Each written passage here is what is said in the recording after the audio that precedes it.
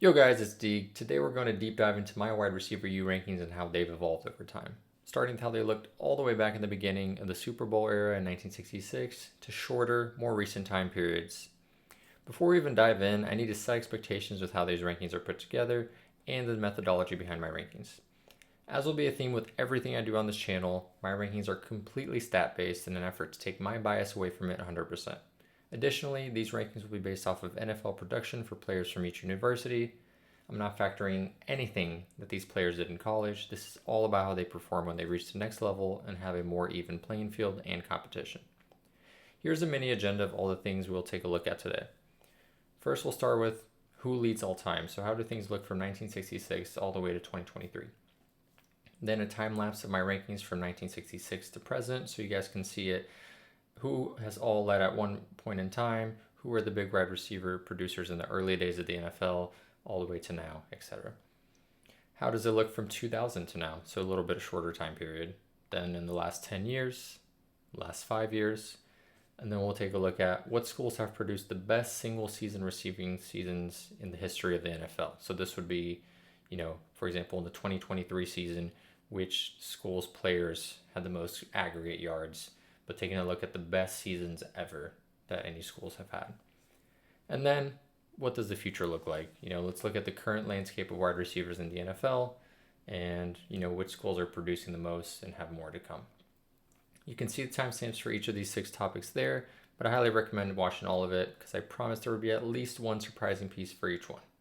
Let's dive in. To set the stage, here's how the rankings stack up from 1966, the beginning of the Super Bowl era, to today, the end of the 2023 season. Ohio State has a healthy lead at number 1 with a whopping 112,000 receiving yards, over 600 receiving touchdowns, I'm not saying that number, and 8,000 receptions. Absolute insane production all around, but Ohio State has not led all the way through. In fact, Ohio State only gained the lead again in 2019. So let's look all the way back to 1966 and see who led from the beginning to present time in the NFL. Colorado State was actually the first school to lead the way in 1966, but that would be their only season at the top. Clemson briefly takes the lead before a lot of HBCUs exchanged the helm for a few years. And so our big first-time wide receiver producer shows up in Arizona State. ASU led the way in 1970 and would stay in the top 3 until the early 90s, exchanging the lead with San Diego State and Grambling throughout those years.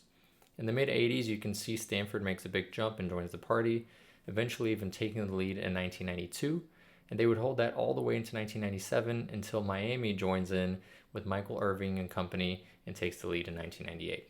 But Miami only leads for 1 year until Ohio State takes over and leads basically every single year until 2011, except for a lone season in 2004 where Florida made a jump behind a strong Darrell Jackson season. In 2012, Miami actually takes the lead behind Andre Johnson, Reggie Wayne, and Santana Moss, and they would go on to build a comfortable lead, which OSU would then climb back and take in 2019.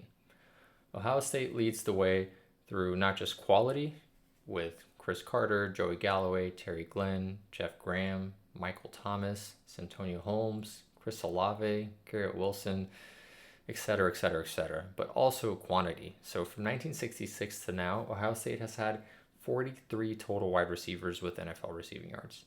On the other hand, Miami had slightly less receivers at 32, but they counted with 4 10,000 plus yard receivers. Reggie Wayne, Andre Johnson, Michael Irving, and Santana Moss. Behind him, also in the top 5 were USC with 40 total receivers, most notably Keyshawn Johnson, Johnny Morton, Curtis Conway, Robert Woods, and now Michael Pittman, Amon-Ra St. Brown, Drake London, etc. LSU with 35 total receivers comes in behind Eddie Kennison, Eric Martin, Odell Beckham Jr., Jarvis Landry, Dwayne Bowe, and then now obviously Justin Jefferson, Jamar Chase, and many more. And now closing off the top 5, where there is a tremendous gap actually after number 5, is Florida. And they have 44 total receivers, including Wes Chandler, Nat Moore, Darrell Jackson, Chris Collinsworth, Ike Hilliard, Jabbar Gaffney, Percy Harvin, and many, many more. Now let's take a look at how things have looked more recently. Here's how wide receiver production has shaped up since 2000. Our top 5 remains the same as the top 5 before with a few differences. LSU is very close to Ohio State at the top. In fact, little spoiler alert, but if you even change it to 2001 to present, LSU would take the lead. But that's a conversation for later. Miami falls to number 3 without the help of Michael Irvin's stats in the 90s. USC also drops 1 spot due to LSU's amazing 2000s run. And Florida stays at number 5, but Clemson might as well be in a photo finish with them. Ohio State's 2000 and on production is headlined by Michael Thomas with 6,569 yards, Joey Galloway with 6,493 yards, Santonio Holmes with 6,000 yards, Ted Ginn Jr. with 5,700 yards, and Terry Glenn with 5,300. Not mentioned, but who will also join this list in the near future would be Terry McLaurin, Chris Olave, and Garrett Wilson. And he won't join the list, but how could I not also mention David Boston? For LSU, the top 5 is headlined by Odell with 7,900 yards, followed by Landry with just under 7,900, and Dwayne Bowe with 7,200 yards. Eddie Kennison comes in with just under 6,000, and Justin Jefferson already cracking the top 5 with 5,900 yards in just 4 years. Insane. Needless to say, Jamar Chase would also be joining that top 5 in a few years. Miami's top 5 is headlined by 2 legends in Reggie Wayne and Andre Johnson with over 14,000 yards each. Absolute insanity. Santana Moss also eclipsing the 10,000 yard mark at number 3. Followed by Allen Hurns and Travis Benjamin, who are both at just over 3,000 yards. The top 3 of Miami of the century are very, very hard to beat. USC comes in at number 4, headlined by Robert Woods with 8,000 yards, Keyshawn Johnson with 6,400, Juju with 5,000, Aguilar with 4,600, and Johnny Morton 4,100. There's no shortage of guys ready to join the list, though, as Michael Pittman Jr., Amon-Ra St. Brown, and Drake London have all been instant impact guys in the NFL. And to close out the top 5, Florida is headlined by Darrell Jackson with 7,100, Jabbar Gaffney with 5,690, Ike Hilliard with 4,600, Percy Harvin and Travis Taylor with just over 4,000 each. Some of you may be thinking, okay, that's cool, but since 2000 is a long time, how do things look more recently? Well, fair enough. Let's take a look at how things have trended in the past 10 years. LSU actually takes the lead here, not surprising to most, but what may surprise people is how close Clemson is to that number 1 spot. They're actually closer to LSU at 1 than Bama at 3. That being said, all 3 are super close in the past 10 years. And then Ohio State and USC follow them a bit further behind, but both trending very, very well in the past few years. More to come on that later in the video as well with the recent production on those 2. Let's dive into this top 5.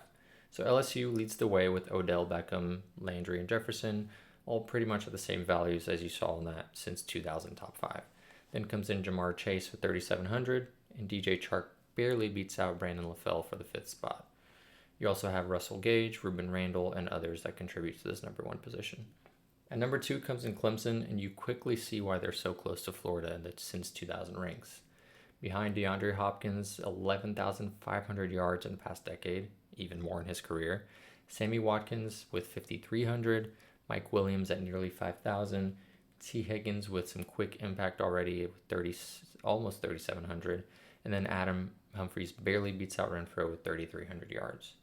Clemson has been a sleeper pick for wide receiver U in the past decade behind some absolute stud receivers, and they really should be in this conversation way more than they are. Alabama at number 3 is an interesting one. If you look historically, Alabama has had almost no receivers in the league, but since Julio and Nick Saban came into the picture, Alabama became a wide receiver factory. Behind none other than Julio's nearly 11,000 yards, followed by Amari Cooper with 9,400. You have Calvin Ridley at 4,300, Jalen Waddle at 3,300. Devonta Smith barely beats out Judy for the 5th spot, who's right there too. There's just so many young guys that have popped up after Julio and Nick Saban. Alabama has truly turned into a wide receiver factory. At number 4 comes in the Super Bowl era leader in Ohio State, and they're led by Michael Thomas's 6,500 yards. Terry McLaurin comes in with right under 5,300. Curtis Samuel and Ted Ginn with both just over 3,000 yards. And then you have Chris Olave and Garrett Wilson, who are basically tied at 2,100 each. They're literally 20 yards apart. And we all know more health is on the way, but we'll talk more about that later in the video. And to close out the top 5, we have USC, who has really been trending up recently, but in the past 10 years, it's the vet Robert Woods who leads the way with 7,400 yards, Juju with 5,000, Aguilar 4,600, and Pittman and Amon-Ra St. Brown lead the youngsters with just over 3,500 each. In the past 5 years, it shouldn't surprise many that the top 5 is the same 5 teams as it has been for the past 10 years. What does change, however, is the order. In this time period, Alabama has actually been the number 1, surpassing LSU and Clemson, and USC passed up Ohio State by getting in the end zone more. I won't go into the top 5 receivers for each school, as it would be pretty much a repetition of the last 10 years, but if you're interested in a deeper dive for any of the 5 schools, please let me know in the comments and I can go into more detail. But let's keep moving along. We looked at how schools' wide receivers are produced in the NFL in aggregate over time, but what if we looked at each season in isolation? What school had the best receiving season in the NFL ever?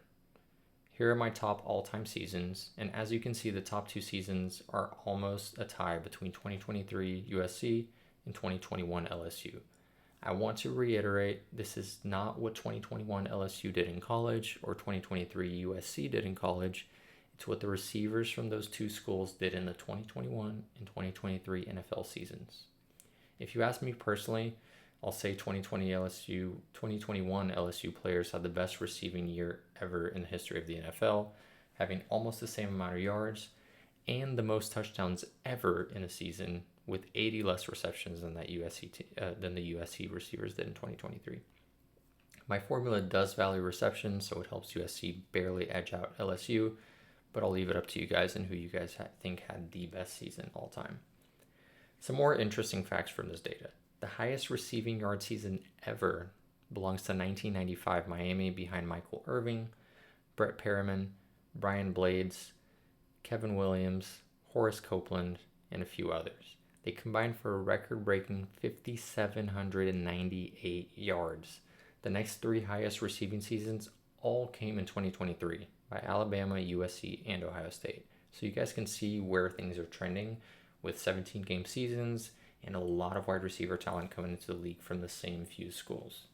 That Miami record could be broken next year, or who knows, maybe it'll stand the test of time. And 2023 was just a really crazy season where we just happened to have 3 freakish schools with a ton of talent. Hard to tell, but I'm excited to watch for next season.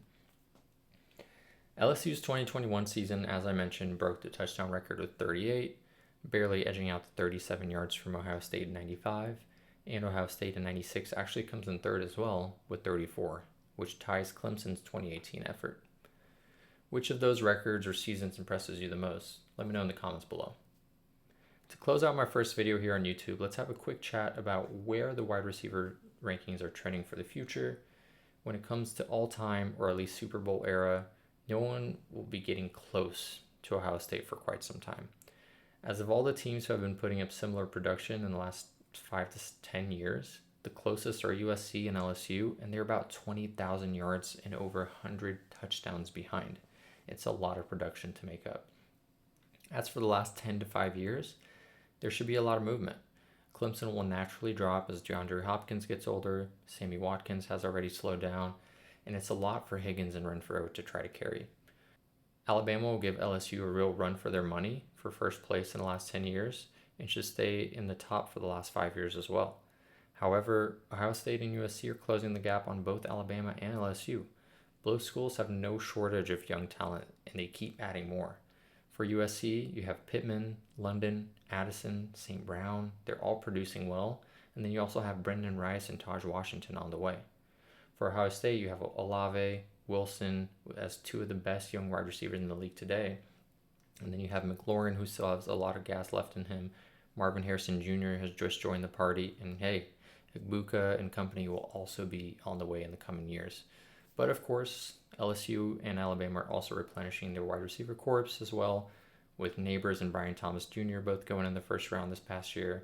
And then you also have Alabama adding Burton as well.